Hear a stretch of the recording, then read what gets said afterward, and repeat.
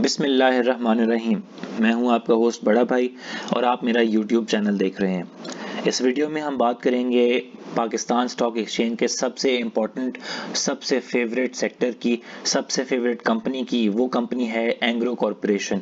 Engro corporation एक parent company है जिसके अंडर और भी कंपनीज काम कर रही हैं, जिसमें एंग्रो फर्टिलाइज़र है, एंग्रो पॉलीमर है, एंग्रो जो है पावर जनरेशन है। तो ये सारी कंपनीज हैं जो कि एंग्रो से ही रिलेटेड हैं और इसका जो प्राइस इम्पैक्ट है, सारी कंपनीज इकट्ठी ही स्टॉक मार्केट में ऊपर या नीचे मूव करती हैं। ये नहीं होता कि एक कंपनी ऊपर जा रही हो और दूसरी कंपनी नीचे आ रही हो।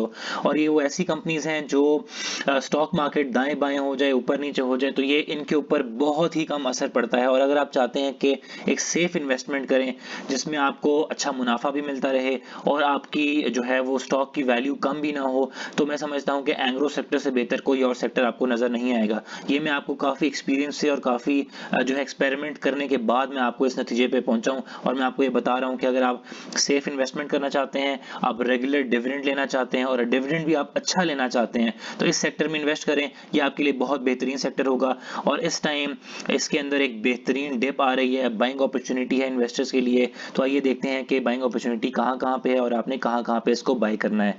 तो एंग्रो फर्टिलाइजर की अगर हम बात करें तो एंग्रो फर्टिलाइजर जो है वो काफ़ी अरसे से 85 प्लस पे चल रहा था, लेकिन हम देख सकते हैं कि वो मार्केट अभी डिप कर रही है और ये इसका जो अगला टारगेट होगा वो 83.70 होगा। तो अगर आप 1 लाख रुपए इसमें इन्वेस्ट करना चाहते हैं तो उसका 50% जो है बाइंग आप 83.70 के ऊपर कर लें और कुछ अमाउंट आप 50,000 आप रखें कि अगर इस सपोर्ट को जो है वो एंग्रो फर्टिलाइजर उसको नहीं करता, सस्टेन नहीं करता, तो दोबारा वो डिप करके 80.63 के एरिया के ऊपर आके गिर सकता है। तो 50% आप बाइंग यहाँ पे करें और 50% आप बाइंग यहाँ पे करें, तो इससे आपको एक एवरेज कॉस्ट 82 के अराउंड मिल जाएगी।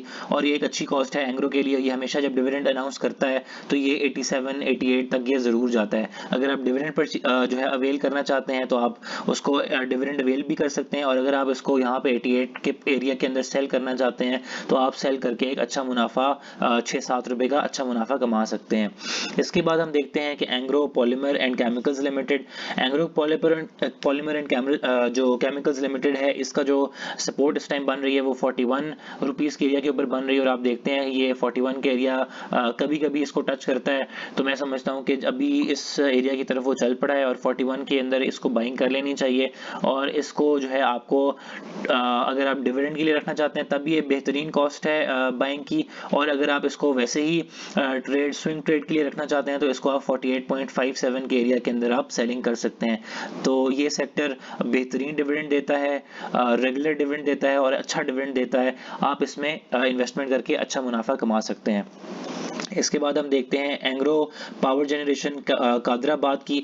तो हम इसमें देखें कि कादराबाद भी जो है वो काफ़ी डाउन हो रहा है और 23.40 का इसका एरिया है अगली सपोर्ट का।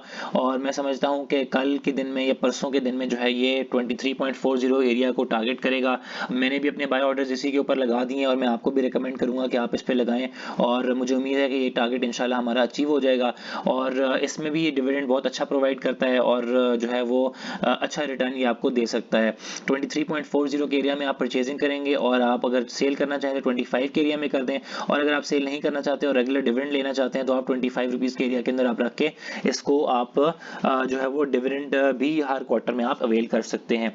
इसके बाद हम आखिर में बात करेंगे एंग्रो कॉर्पोरेशन की। एंग्रो कॉर्पोरेशन, जैसे कि मैंने आपको वीडियो के शुरू में बताया था कि एंग्रो कॉर्पोरेशन एक मेन कंपनी है, पेरेंट कंपनी है। इसके नीचे ही बाकी कंपनीज काम करती हैं और ये कंपनी जो है वो सारी इकट्ठी ही मूव करती हैं और स्टॉक मार्केट की जो आगे पीछे मूवमेंट का इसके ऊपर इनके ऊपर इम्पैक्ट जो है वो बहुत कम होता है। तो मैं समझता हूँ कि इस सेक्टर के अंदर इन्वेस्टमेंट जो है बड़ी सेफ इन्वेस्टमेंट है। और इसका अगर बाइंग टारगेट हम देखें तो 262 का मैं समझता हूँ कि 262 का जो एरिया है ये इसकी बाइंग सपोर्ट है। और इस सपोर्ट पे अगर आप बाय कर लेते हैं तो आपकी बड़ी सेफ इन्वेस्टमेंट रहेगी। बहुत ही मुश्किल है कि ये 262 से ये नीचे जाए, तो 262 में आप बाइंग करें।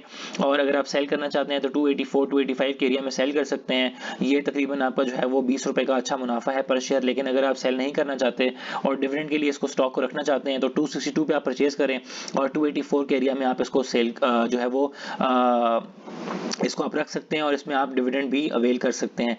अगर बाय करना चाहते हैं तो मैं समझता हूँ कि 262 का एरिया जो है वो बेहतरीन इसके लिए बाइंग अपॉर्चुनिटी होगी। इसी के साथ अगर आप मुझे चाहते हैं कि हम किसी और स्टॉक का एनालिसिस करें, उसको इनकॉर्पोरेट करें अपनी वीडियो में, ज़रूर मेंशन करें कमेंट्स के अंदर। हम आपको अगली वीडियो में मिलेंगे। आपका दोस्त, आपका होस्ट बड़ा भाई।